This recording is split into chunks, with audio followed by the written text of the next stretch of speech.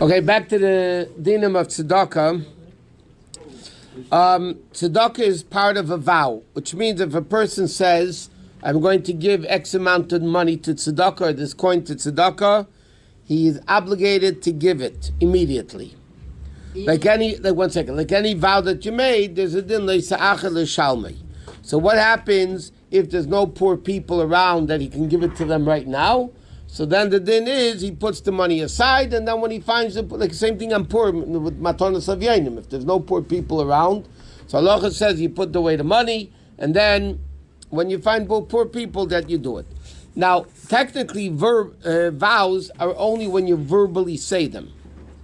If somebody says, I donate $100 to tzedakah, then it's a vow. What happens if they thought they're going to give $100 to tzedakah, but they didn't say it? So Shchunah, the Ramah brings down, like we mentioned this not long ago, and the pasuk with Dover Emes Bilvavai, to speak truth in your heart.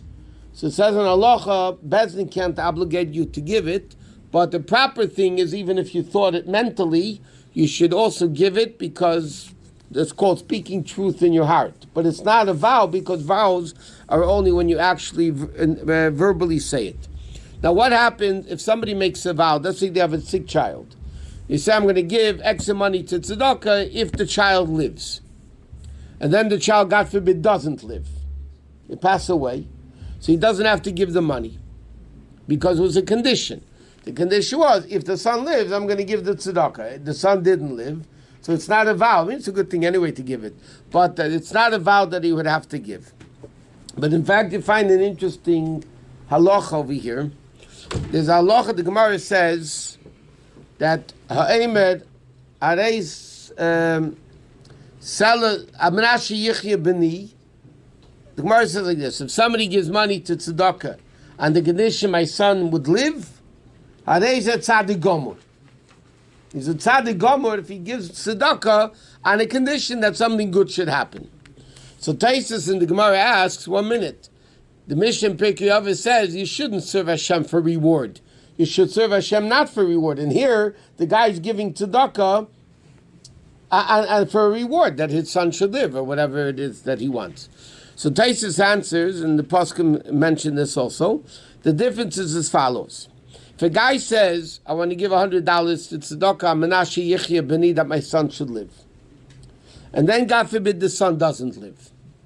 Does he regret the fact that he gave it or not? So if he regrets it, that means he only gave it for the reward, then he's not a complete tzaddik. Then he's not a great person, because obviously he did the mitzvah only for the reward. But if he's still happy he gave the money, even though the condition wasn't met, the son didn't stay alive, nevertheless, then he would be a tzaddik gomor. So then he has both things. Because then the person is really giving the money because he really wants to give the money, even if... Now, what happens if a guy says, I'm giving tzedakah to this and this person? So until he sees that person, he's not obligated to give it, because he didn't see the person yet. It's also an interesting halacha. It says people should force other people to give tzedakah. And the Gemara says, Gadol ma'asa Yosef min ha'Yosef. A person that forces somebody to give tzedakah, in a certain respect, is greater than the one that actually gives it, because he got somebody else to give tzedakah. So it says, a person who collects tzedakah that people curse and yell because he bugs them for money, you shouldn't worry about it, because the more they get yelled at, the greater the merit. B'chlal, in good things, it's like that. The more you get yelled at for doing good things, the more reward it is. Because it's not easy. It's people yelling and screaming at you. From Tzaragra, yeah, right, 100%. Okay, the greatest level of tzedakah, Rambam enumerates like 9. Lefum tzara agra, based on the pain, is the reward. Or as they say in today's language, no pain, no gain. Excuse me, what happens if you say these things and you don't know the halacha? What do you say? You say, let's say you will donate a certain amount of money. However, at the time, you are not familiar with the real law. What do you mean? So why are you pledging if you're not planning to give it? Well, let's say something happened that you change your mind, but you're not familiar with the halacha. But the halacha is you have to give it anyway. What? You have to give it anyway. Can you leave it in your will? Is there a time frame? Because usually. Well, technically, you have to give it ASAP. If you're not, at least leave it over in the will with interest. There's no interest in giving a Jew an interest. You can't give an interest for a Jew. It's not a loan. Let me ask you a question. A guy says, I'm going to give $1,000 to tzedakah. And the next day he says, you know what? I'm going to give you $1,800. That's interest? No. So why is it interest? If you leave it over in your will, you should give more money at least. Not as interest. The cost of living goes up. Yeah, everything. Yeah, it's dumb. Could be a century later. The more you give, the more you get. That's the rule in Torah. Okay, now, Rabbi, quick question based What? on something you said yesterday. You said if someone asks you, you have to give, right? somebody comes to you and asks, yeah. So when these people come 3 at a time, you have to give them? Yeah, you can give them a nickel each, but you have to give them something. Really? Yeah. That's what it says in the books. But not a penny, though. You should give a little bit more than a penny. Listen, the more you give, the more you get. You give them, it's not the... So Bukhtar is penny A penny today, it's a shayla. The smallest currency in halacha is called a pruta. Now the question is, what is the value of a pruta today? Because a penny is really, the copper of the penny is worth more than a penny. Right. That's why they're trying to, I think, ban pennies or get rid of them because the copper is worth more than the penny is. So some people want to say a pruta today would be like a nickel. I mean, it's also like... So even if you give Somebody sent me a clip today. A guy says, this is just a picture of an old guy smoking a cigarette. An old guy. He says, when I was a kid, my mother sent me to the store with $1. I came back with 5 potatoes. I remember exactly. 5 potatoes, 2 loaves of bread, a whole bunch of things. Today, it doesn't work because there's too many security cameras. That's funny. But the truth is that, one second. Here. There's an old guy. When I was a boy, my mama sent me down to the corner store with $1. He'd come back with 5 potatoes, 2 loaves of bread, 3 bottles of milk, a hunk of cheese, and a box of tea and 6 eggs. You can't do that now. Too many security cameras. I have a question. Let's say people were gathering money, and then you state that you're going to donate a certain amount of money, yet after this whole conversation, you find out that these people really did not really require the money, and that they have more money, and the money that you were supposed to use was used to help other individuals. In reality, is not. Where you were Okay, supposed you have a. Let me explain to you where you have common shilas. Yeah. Sometimes, I'll give you a simple example that happens. Somebody died and they were very poor, and people were collecting money for the funeral. It happened. They were collecting money for the funerals, not chas v'sholom. That's good. Okay, and they needed, let's say, $10,000, and now they ended up collecting $15,000. So you have 5,000 surplus.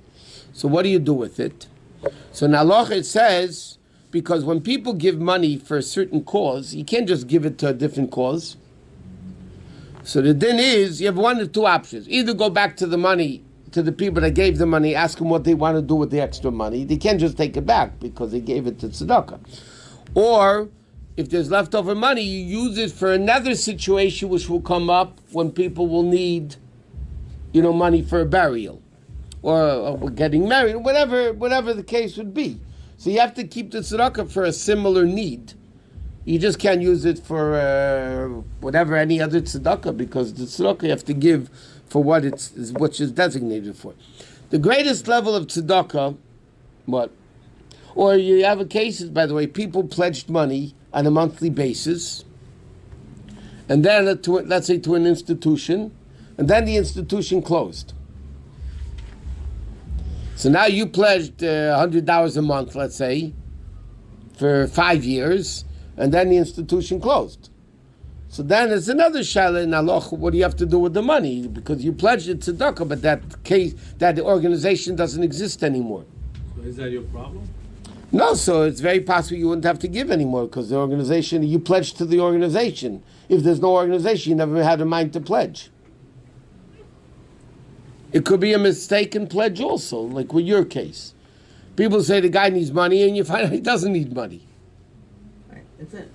So then it's a mistaken pledge. It's a retirement home that I was under the impression that they needed money for the individuals. Now that I found out, they like want $300,000 just for admission to this retirement home, and they charge individuals who reside there $8,000 or $10,000 a month. They're very wealthy, affluent. So I mean, firstly, you don't know necessarily all the details exactly what it is. Anyway, okay, let's get back here. The greatest level of tzedakah, by the way, is a person that you help. Let's say he's faltering in business, and you give him money that he can get back on his own feet. So that's the highest level of tzedakah, because then, what does it say? You give somebody fish, he has food for a day. You teach him how to fish, he has food for life. So therefore, you're helping him back on his feet, that the business should prosper, and that's the proper way of doing it. Isn't it better to give him a loan, and that way that's even more honorable? Because you can give him a loan because then he doesn't feel embarrassed taking it. Or sometimes you give people, let's say people need money for Shabbos or whatever, so you give them money, but they feel bad taking it. So you say to them, listen, I'm not giving you the money as tzedakah, I'm giving it to you as a loan. When you get back, when you're mitzvah Shem, you'll get back, you'll give back to the organization. You know, that's the best way of giving tzedakah, the Rambam also says, is that the person should know who's giving it, and the person should know who's getting it. That the giver should not know who's getting it, because if a giver knows who's getting the money, then down deep in their mind they say, well, the guy owes me a little bit. You know, I helped him, he owes me. Or the guy who's getting the money, it's better if he doesn't know who's giving him the money, because then he'll feel sorry. Every time he sees the guy, he's going to feel embarrassed. So the best thing is that the giver doesn't know who's getting it, and the getter, so to speak, the guy that gets it doesn't know who's giving it. So then there's much less embarrassment in the whole giving of tzedakah. But the best thing is either lend him the money that he should be able to get back on his own feet, make a partnership with him, or give him business that he shouldn't fall. Now there's an interesting shah that they bring down from the Chidah, from the Book of Yosef. There was a poor man came to a community, and he said, you either get me a lot of money for tzedakah, for myself, or else I'm going to go work on Shabbos. He threatened the community. Either give me a lot of tzedakah, and if you don't give me, I'm going to desecrate Shabbos. So he says, and halacha he paskin, that he doesn't have to go crazy and break his head to give the guy money. Let him do what he wants. It's not up to you what he's doing. Or a guy says, they bring it down from the Ravid in Teres Kohanim. It says like this. An ani comes to a person, he had to sell his field, and he says, if you don't help me out, I'm going to sell myself to a goy to become a slave. And then I won't be able to do mitzvahs. So in all these cases, you don't have to go crazy with him. Okay, next. You should give tzedakah, like we said, as concealed as possible. If you don't know who's getting it, you don't know who's giving it.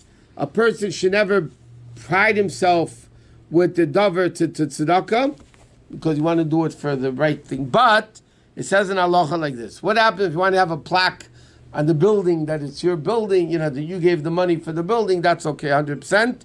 And it's proper to do that, because that will get other people to give money too. So when you give money and people know that you gave money, so then people will also start giving more money for the tzedakah. How much to put our name on the new building? $10. With a few zeros. A few zeros that way, not this way. Not 0.000 point, you know what I mean? Okay.